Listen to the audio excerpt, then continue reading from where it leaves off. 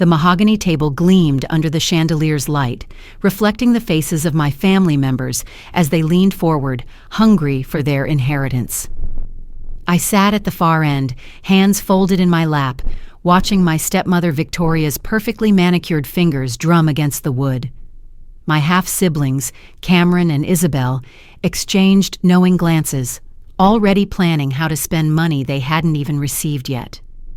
"To my beloved wife Victoria," Mr. Pemberton read, adjusting his wire-rimmed glasses, "I leave the estate in the Hamptons, the apartment in Manhattan, and the sum of $15 million. Victoria's lips curved into a satisfied smile, the same one she'd worn the day she married my father, the same one she'd perfected when she'd convinced him I needed tough love instead of affection. To my son Cameron, I leave my collection of vintage cars, the yacht, and $8 million. Cameron pumped his fist, already texting someone on his phone, probably his dealer or one of his party friends. To my daughter Isabel, I leave the art collection, the jewelry, and $8 million. Isabel squealed, clutching her boyfriend Derek's arm. He kissed her cheek, his eyes glinting with the same greed I saw in everyone else's. And finally, Mr. Pemberton paused, clearing his throat, to my daughter Emma. The room went silent. Even the grandfather clock seemed to hold its breath. I leave a box of postcards from my travels currently stored in the attic of the main house. The silence shattered with laughter. Cameron slapped the table, his whole body shaking. Isabel covered her mouth, but her eyes sparkled with cruel delight. Victoria didn't even try to hide her satisfaction. "Postcards?" Cameron wheezed between laughs. "Dad left you postcards?" "How fitting," Victoria said, her voice dripping with false sympathy. "Harold always did say you reminded him of distant places, somewhere far away from where he wanted to be." The words stung, but not as much as they once would have. 23 years of being the invisible daughter, the reminder of my father's first marriage, the ghost in my own home, I'd built up quite a tolerance for pain. "Is that all?" I asked Mr. Pemberton quietly. He nodded, looking genuinely sympathetic. "I'm afraid so, Miss Chen, though there is a note here that says the postcards are in a specific box, a blue wooden one with brass corners. Your father was very particular about that detail." "Probably didn't want her taking the wrong worthless junk," Isabel giggled.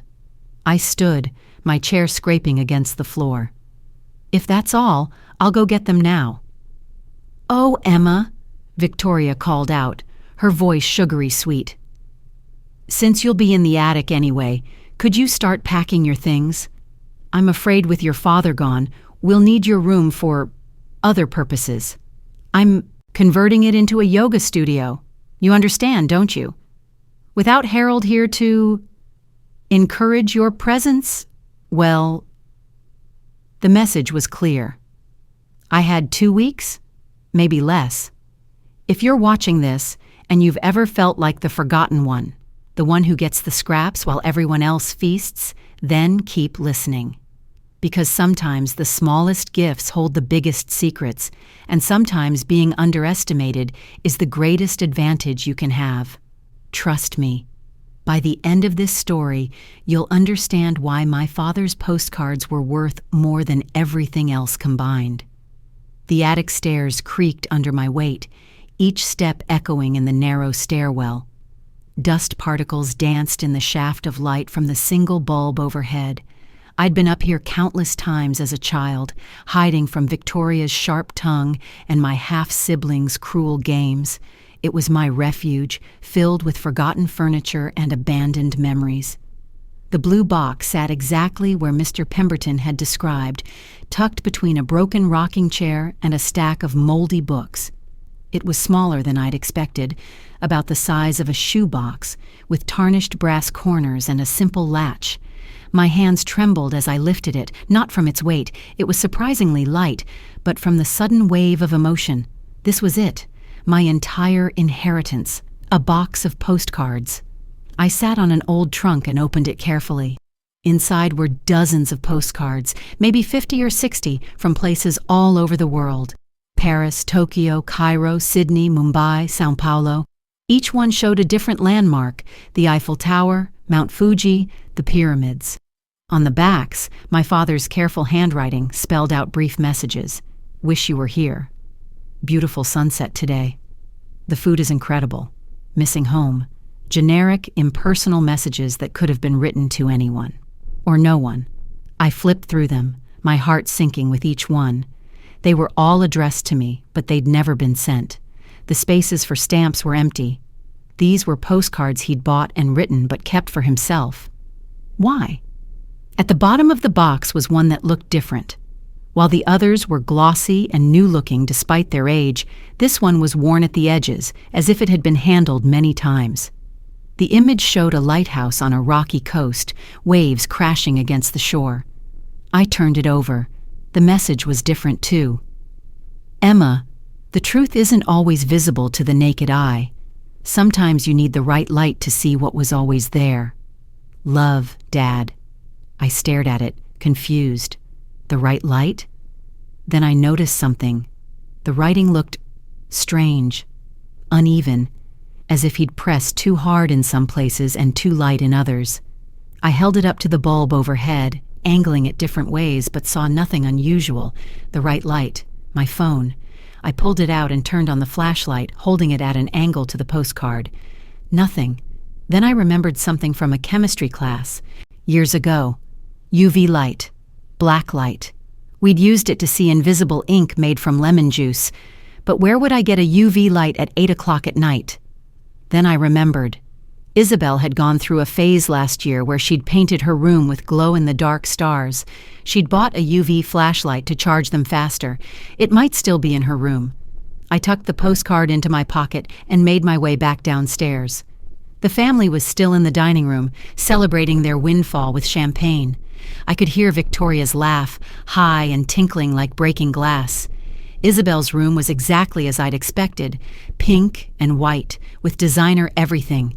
The UV flashlight was in her desk drawer, under a pile of makeup compacts. I grabbed it and retreated to my own room, locking the door behind me. My hands shook as I turned off the overhead light and switched on the UV flashlight. I held it over the postcard.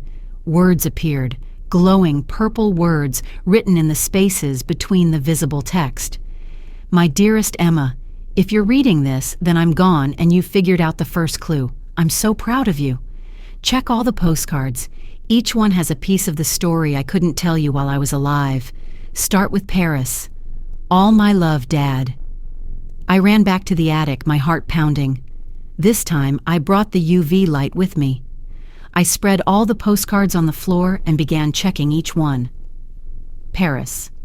Your mother didn't die in a car accident. Tokyo. Victoria was her nurse at the hospital. Cairo. She was poisoned slowly, over months. Sydney. I found out too late to save her. Mumbai. But not too late to gather evidence. Each postcard revealed another piece of a horrifying puzzle. My mother had been murdered.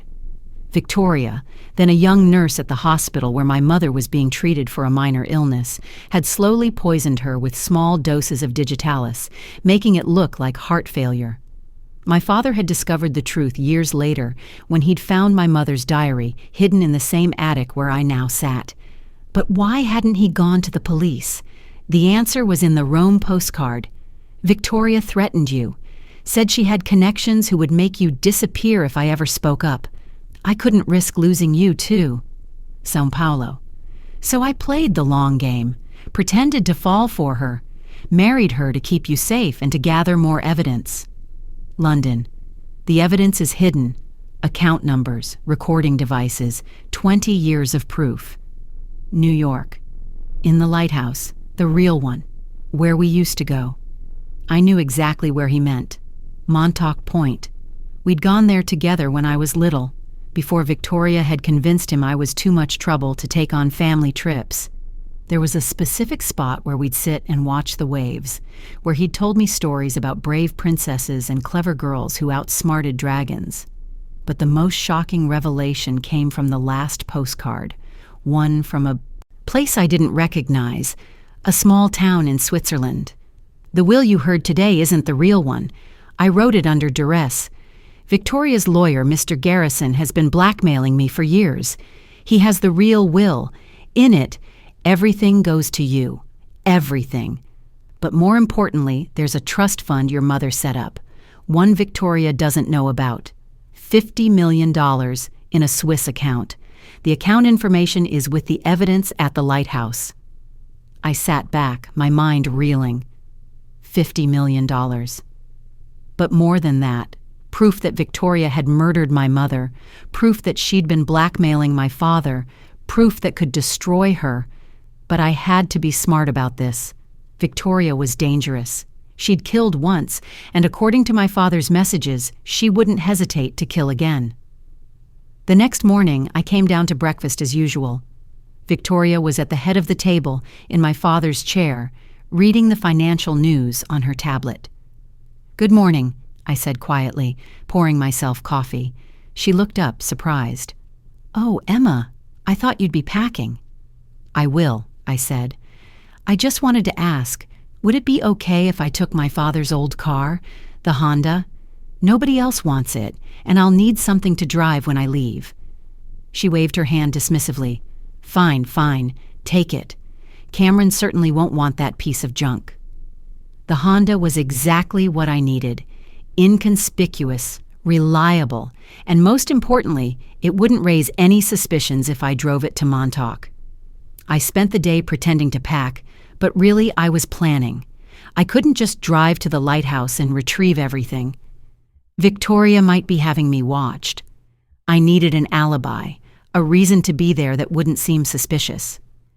Then I remembered. My friend Sarah from college lived in Montauk now. She'd been inviting me to visit for months. I called her that afternoon. "Emma, finally, are you coming to visit?" "Actually, yes, this weekend, if that's okay." "Of course. Stay as long as you want. God knows I could use the company out here in the off-season." "Perfect." I told Victoria I was going to stay with a friend for a few days while I looked for an apartment. She barely looked up from her phone. "Don't expect any help with moving expenses," she said. "The estate needs to be settled, and frankly, you're not entitled to anything beyond what your father left you." "I understand," I said, fighting to keep my voice level. That Saturday morning, I loaded the Honda with a single suitcase and the box of postcards. Cameron was washing his new Ferrari in the driveway, one he'd bought the day after the will reading. "Hey, postcard girl," he called out. "Maybe you can sell those on eBay. Might get you enough for a security deposit on a studio apartment in Queens." I didn't respond. I just got in the car and drove away, watching the house disappear in my rearview mirror. If everything went according to plan, the next time I saw them, the dynamics would be very different. The drive to Montauk took 3 hours. Sarah greeted me with a huge hug and a cup of hot chocolate. Her cottage was small but cozy, with a perfect view of the ocean. "So, what's really going on?" she asked after we'd caught up on small talk. "You sounded weird on the phone." I'd thought about this. I needed a witness, someone I could trust. "Sarah, I'm going to tell you something, but I need you to promise not to say anything until I say it's okay." She nodded, concerned. I told her everything, the postcards, the invisible ink, my mother's murder. She listened, her eyes growing wider with each revelation. "Holy shit, Emma. This is insane. We need to go to the police." "Not yet," I said.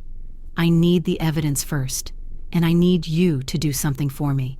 Tomorrow, I'm going to the lighthouse. I need you to know where I am. If I don't come back within 2 hours, call the police and tell them everything." She grabbed my hand. "I'm coming with you." "No, it's too dangerous, but I need you to document everything." I handed her my phone. "Record me explaining everything. Time stamp it. Email it to yourself and to this address." I gave her the email of a lawyer I'd researched, one who specialized in criminal defense and had no connections to Victoria's world. That night, I barely slept. I kept running through possibilities. What if the evidence wasn't there? What if Victoria had found it? What if this was all some elaborate delusion of my father's? But the next morning, as I drove to the lighthouse, I felt strangely calm. The parking lot was empty. Tourist season was long over. I walked the familiar path to the spot where my father and I used to sit. There was a bench there now, weathered and worn. I sat down, remembering. "Look for what doesn't belong," my father used to say when we'd play searching games. "The thing that's trying too hard to fit in." I looked around. Rocks, grass, a few scraggly bushes. Then I saw it. A rock that was just slightly too uniform, too smooth. I walked over and nudged it with my foot. It was hollow, made of resin. Inside was a waterproof container. My hands trembled as I opened it. Inside were USB drives, photographs, documents, and a letter addressed to me. "My dearest Emma, if you're reading this, you've followed the clues and found the truth. I'm so sorry. Sorry for not being strong enough to stand up to Victoria while I was alive. Sorry for letting her poison our family the way she poisoned your mother. Sorry for all the years you felt unloved and unwanted. But you were never unloved. Every day, I wanted to tell you the truth, to hold you close and promise that everything would be okay. But Victoria was always watching, always threatening. The few times I tried to show you affection, she would remind me of what she was capable of. She had photos of you at school, at friends' houses. She wanted me to know she could reach you anywhere. So I loved you from a distance. I wrote these postcards on my business trips, pouring my heart out in invisible ink, hoping that someday you'd find them and know the truth. The evidence in this container is everything you need. Bank records showing Victoria stealing from hospital patients. Recordings of her admitting to poisoning your mother. Photos of her meeting with known criminals. Account information for your mother's trust fund. But be careful, my darling. Victoria is more dangerous than you know. She's killed at least 3 other people, patients at the hospital who threatened to expose her. Mr. Garrison, the lawyer, helped cover it up. They've been partners in crime for over 20 years. Take this to the FBI, not the local police. Victoria has connections there. All my love, Dad P.S. Your mother would be so proud of the woman you've become. You have her strength, her intelligence, and her kind heart. Never let anyone tell you otherwise. I sat there on the bench, tears streaming down my face. All those years of feeling worthless, of believing I was the family disappointment, and all along my father had been protecting me the only way he knew how. I drove back to Sarah's house with the evidence. We spent the afternoon going through everything, scanning documents, backing up files. The recordings were damning. Victoria's voice, clear as day, laughing about how easy it had been to kill my mother. "She trusted me," Victoria said in one recording. "Trusted me to give her the right medications. A little extra digitalis here, a little less potassium there. The beauty was, it looked exactly like natural heart failure. Even the autopsy didn't catch it." There was more. So much more. Evidence of tax evasion, money laundering, fraud. Victoria and Mr. Garrison had built an empire on crime, using my father's legitimate business as a front. The next morning, Sarah drove me to the FBI field office in New York City. I'd called ahead, spoken to an agent named Diana Marshall who specialized in financial crimes. She met us in the lobby, a serious-looking woman in her 40s with sharp eyes and a firm handshake. "Miss Chen, I've reviewed the initial information you sent. We're very interested in what you have to share." We spent 6 hours in that office. I told them everything, showed them everything. Agent Marshall brought in other agents, specialists in different areas. By the end of the day, they had enough to arrest Victoria, Mr. Garrison, and several of their associates. "We'll move quickly," Agent Marshall assured me. "Within 48 hours. We'll need you to stay somewhere safe until then." Sarah and I checked into a hotel under fake names, paid for by the FBI. Those 2 days felt like 2 years. I kept expecting Victoria to somehow find us, to burst through the door with that cold smile and those cruel eyes. But she didn't. Instead, on Tuesday morning, my phone buzzed with news alerts. Prominent. Widow arrested in murder-for-hire scheme. Socialite Victoria Chen charged with multiple murders. Lawyer Mr. Garrison arrested in connection with 20-year crime spree. The arrests were spectacular. FBI agents surrounded the house just as Victoria was leaving for her yoga class. Cameron was arrested at his gym, Isabel at a spa. They were all charged as accomplices after the fact. The FBI had found evidence that they'd helped Victoria hide assets and destroy evidence over the years. The real will was found in Mr. Garrison's office safe. As my father had written, everything was left to me. The houses, the money, the business, all of it. But more importantly, my mother's trust fund was recovered. $50 million that had been sitting in a Swiss account for 23 years, waiting for me. The trial was a media sensation. Victoria, always so composed and perfect, fell apart on the witness stand. She screamed, she cried, she blamed everyone but herself. When they played the recordings of her confessing to murder, she actually tried to lunge at me in the courtroom. "You little bitch!" she screamed as the bailiffs restrained her. "You were supposed to be nobody. Nothing, just like your pathetic mother." The judge sentenced her to life without parole. Mr. Garrison got 40 years. Cameron and Isabel each got 5 years for their roles in the cover-up. After the trial, I stood outside the courthouse, reporters shoving microphones in my face.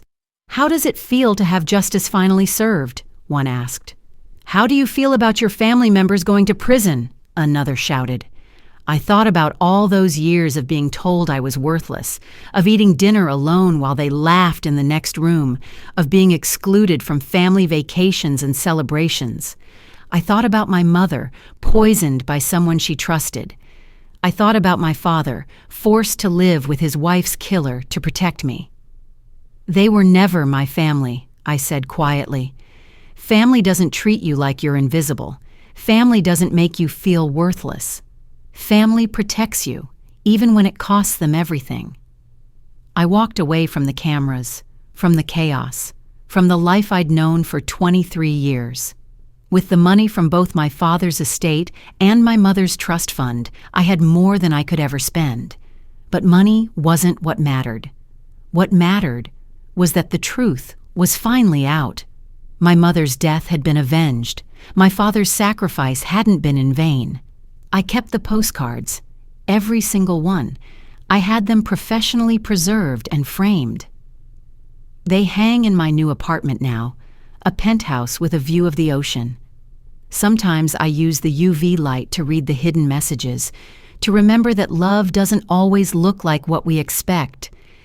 I started a foundation in my parents' names, one that helps victims of domestic abuse and family violence. We provide safe houses, legal aid, and financial support to people trying to escape dangerous situations. In just a year, we've helped over 100 families start new lives. Cameron wrote to me from prison once, a long, rambling letter about how sorry he was, how he'd been manipulated by Victoria, how he hoped we could be a real family when he got out. I didn't reply. Some bridges are meant to stay burned. Isabel never wrote. I heard through the grapevine that she'd divorced Derek the moment the money disappeared. Apparently he wasn't interested in visiting her in prison when there was no fortune attached. Victoria tried to write too, but I had the prison put me on her no-contact list. I had nothing to say to her, and there was nothing she could say that I wanted to hear. Mr. Pemberton, the lawyer who'd read the fake will, came to see me after everything settled. He was devastated that he'd been used as a pawn in Victoria's scheme. "I should have known," he said. "Your father spoke of you with such love in private. The will never made sense to me, but Mr. Garrison assured me it was legitimate." "You couldn't have known," I told him. "Victoria fooled everyone, even my father, for a while. There's a strange peace in my life now. I wake up in the morning and make coffee in my sunny kitchen, no longer tiptoeing around someone else's mood. I go to therapy twice a week, working through 23 years of emotional abuse. Some days are harder than others. Some days I still hear Victoria's voice in my head telling me I'm nothing.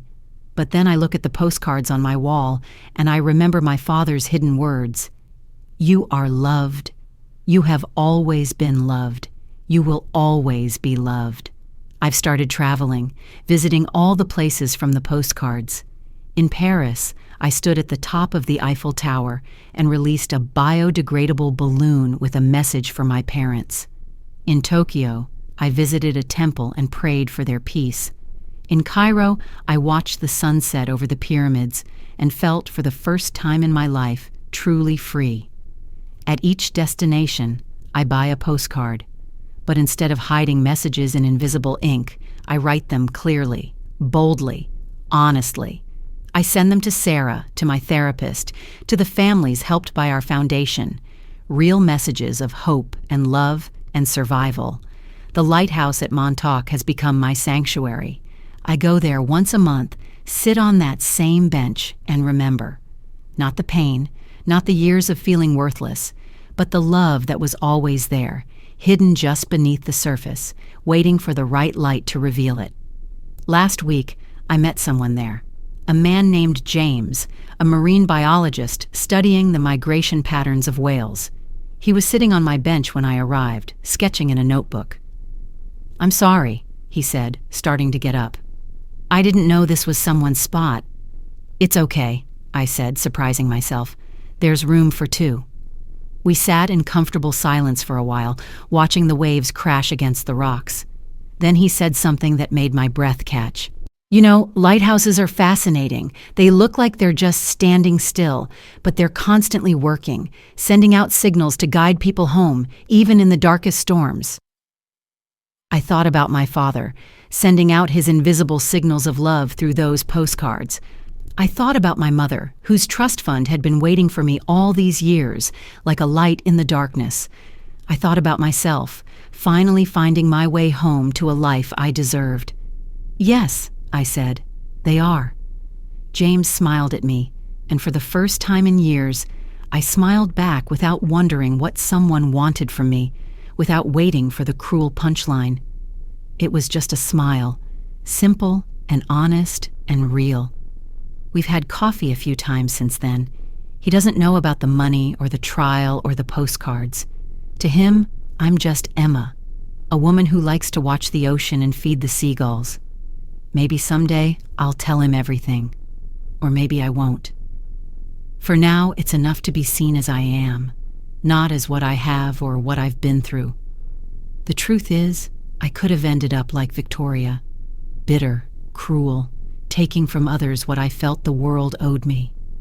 The years of abuse could have twisted me into someone unrecognizable, but they didn't. And that's not because I'm special or strong or better than anyone else. It's because even in the darkest moments, I held on to the possibility that things could be different, that somewhere, somehow, there was love waiting for me.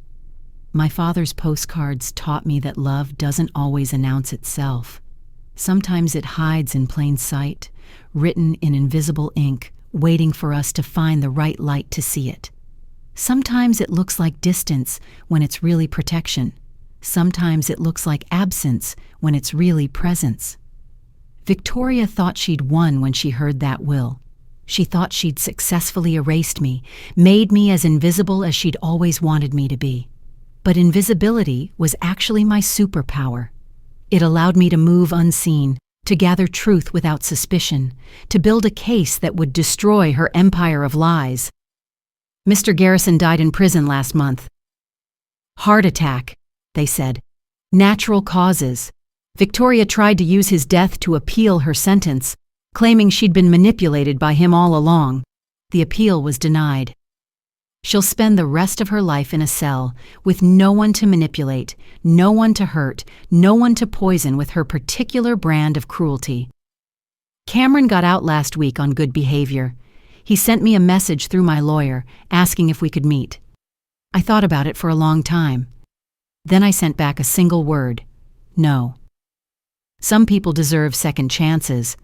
Others have used up all their chances before they even ask for another one.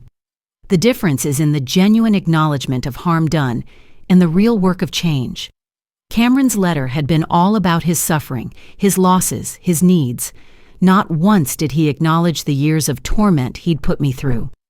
Isabel is due to be released next year. I've heard she's found religion in prison, that she's become a model inmate. Maybe it's real, maybe prison has actually changed her, or maybe it's just another performance, another way to get what she wants. Either way, it's not my concern. She made her choices, and now she lives with the consequences. The house, the one I grew up in, the one where I was made to feel like an intruder, I had it demolished. There was too much pain in those walls, too many ghosts. In its place, I'm building a community center. A place where kids who feel invisible can come to be seen, where those who've been told they're worthless can discover their value, where love doesn't have to hide in invisible ink. The groundbreaking ceremony is next month. I've invited Sarah, Agent Marshall, Mr. Pemberton, and a few others who stood by me during the trial. Small gathering, nothing fancy, just people who saw me when I couldn't see myself. I've been thinking a lot about my mother lately. I have so few memories of her. I was only 3 when she died. But I found her journals in the evidence my father had hidden. She wrote about me constantly. About my first words, apparently bird. My first steps, straight into her arms. My favorite toy, a stuffed elephant named Mr. Peanuts. She wrote about her dreams for me, her hopes that I would grow up strong and kind and brave. I want Emma to know she can be anything, she wrote in one entry. I want her to know that she is loved beyond measure, that she is valuable beyond price, that she is seen even when she feels invisible. It's like she knew, like somehow she sensed what was coming and left these words for me to find decades later. I've also discovered that my mother was an artist. Hidden in one of the safety deposit boxes was a portfolio of her paintings. Watercolors mostly, soft and dreamy landscapes that seem to glow with inner light. I've hung them throughout my apartment. Every morning, I have coffee surrounded by her vision of the world, a place of beauty and possibility, even in the midst of storms. One painting in particular speaks to me.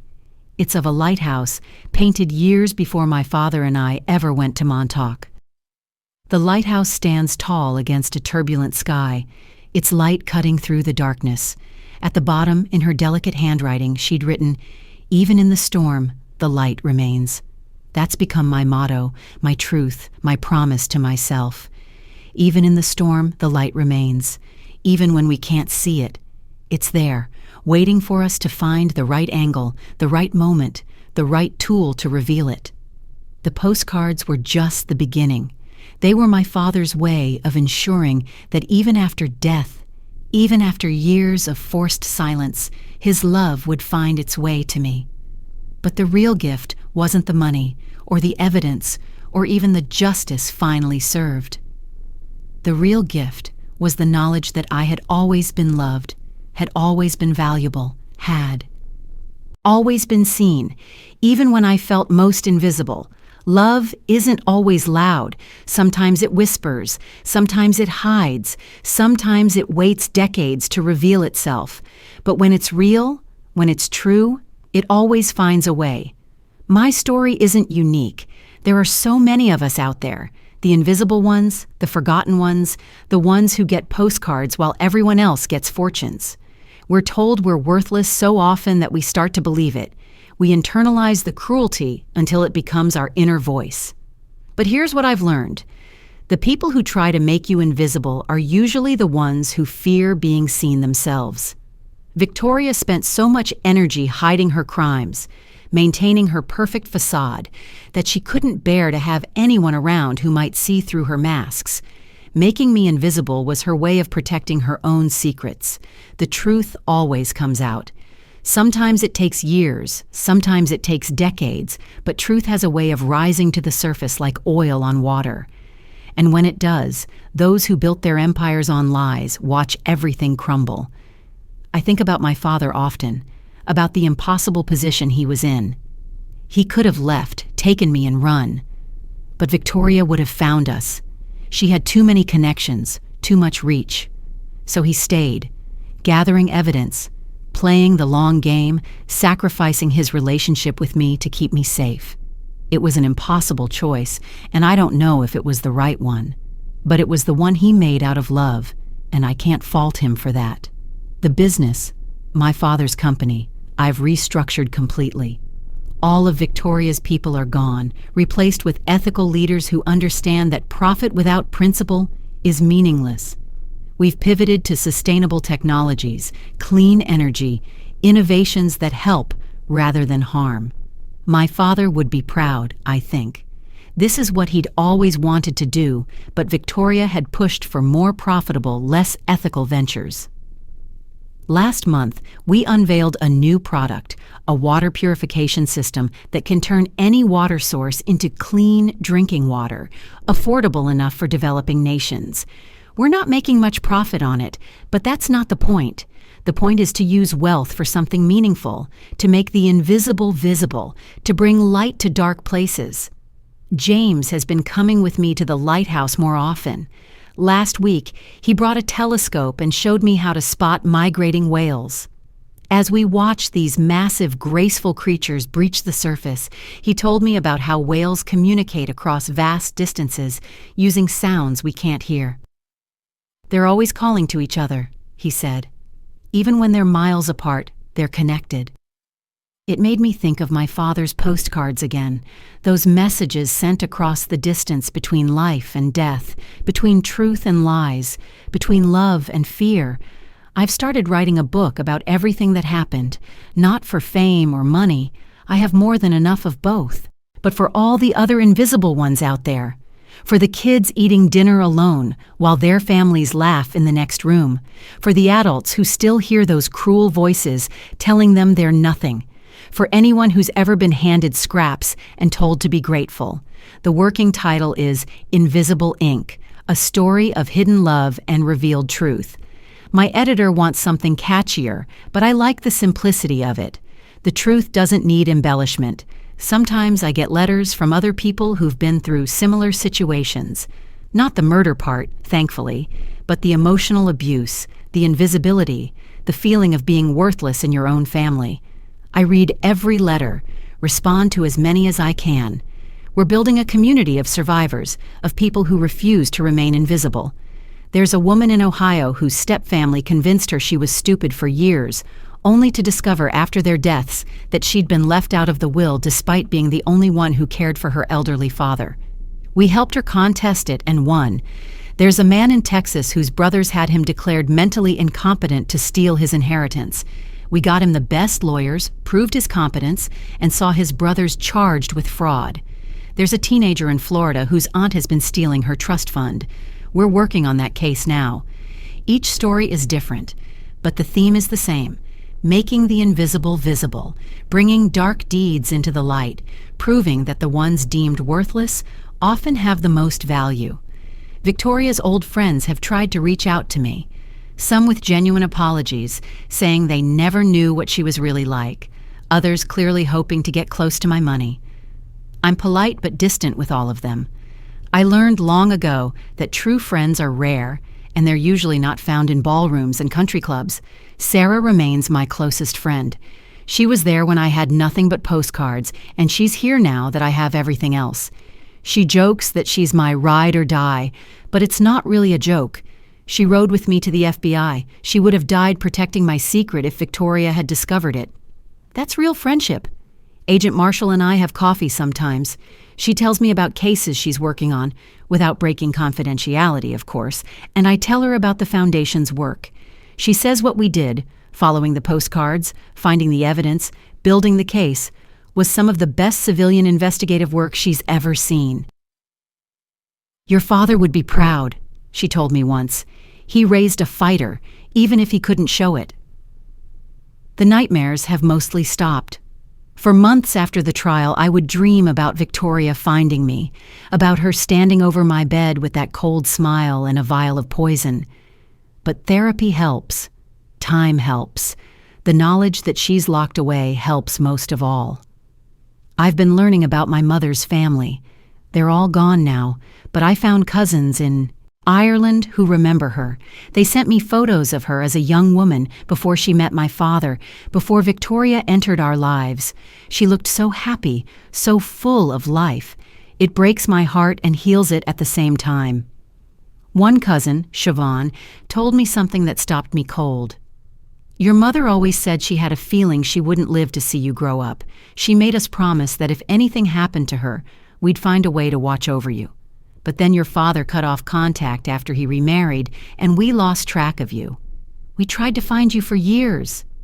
Victoria had been intercepting their letters, their calls, their attempts to connect.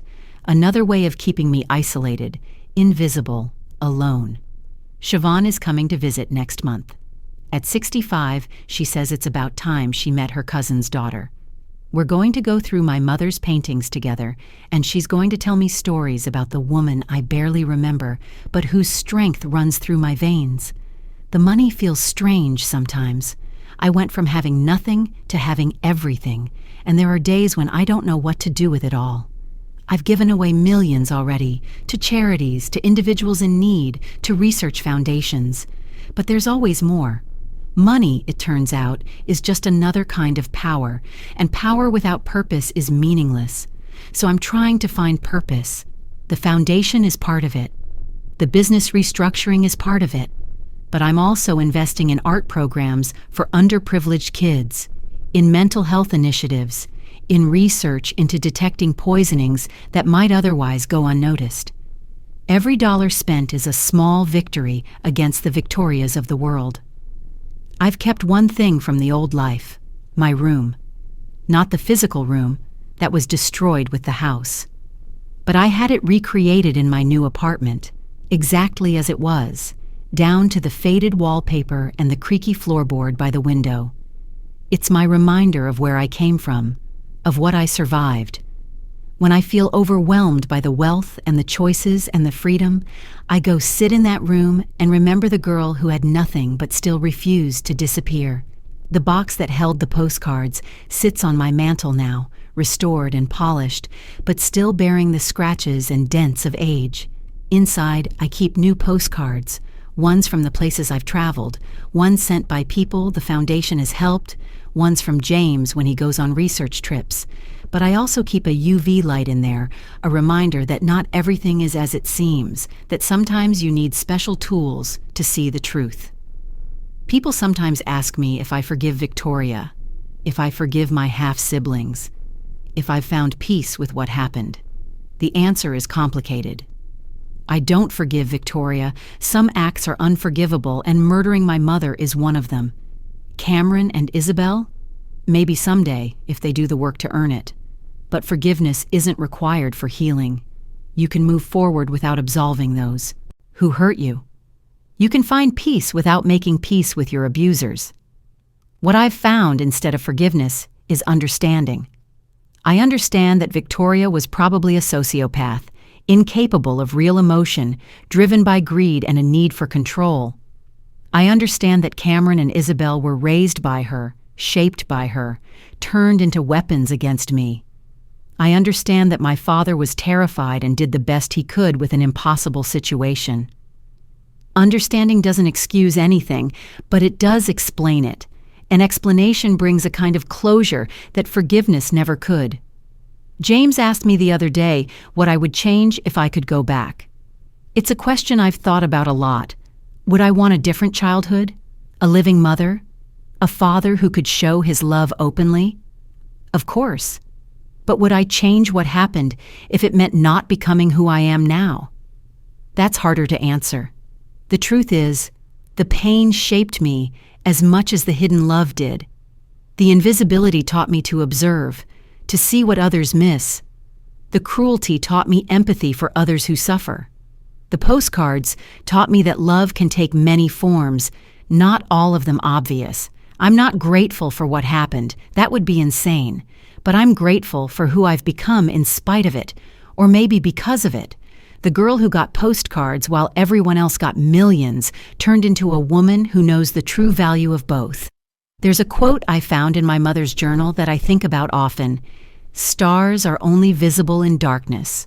She wrote it the day before she went into the hospital for the last time, as if she knew what was coming, as if she wanted to leave me this truth, that sometimes the darkest moments reveal the brightest lights. The lighthouse still stands at Montauk, sending out its signal every night.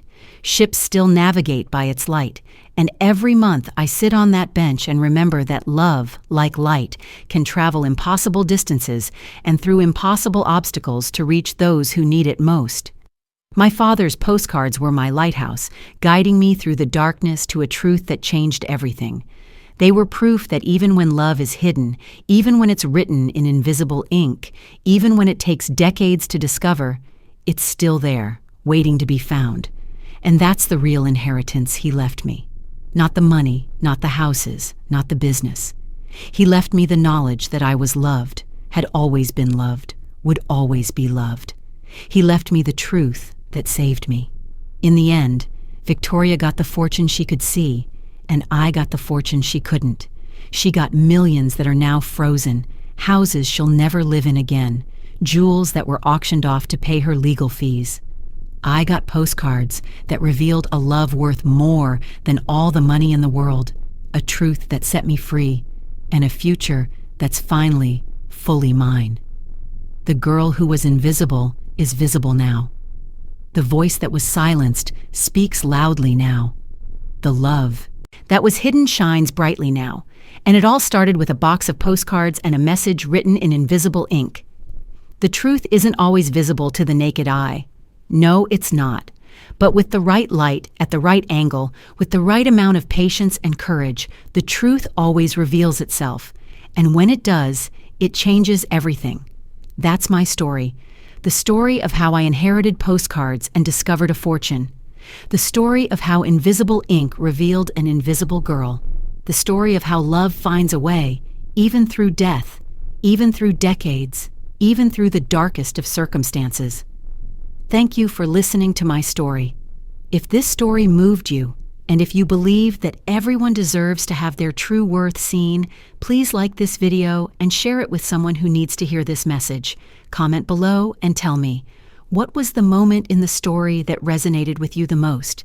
And if you want more powerful stories about finding your strength and overcoming the odds, make sure to subscribe to the channel and turn on notifications. You won't want to miss what's next.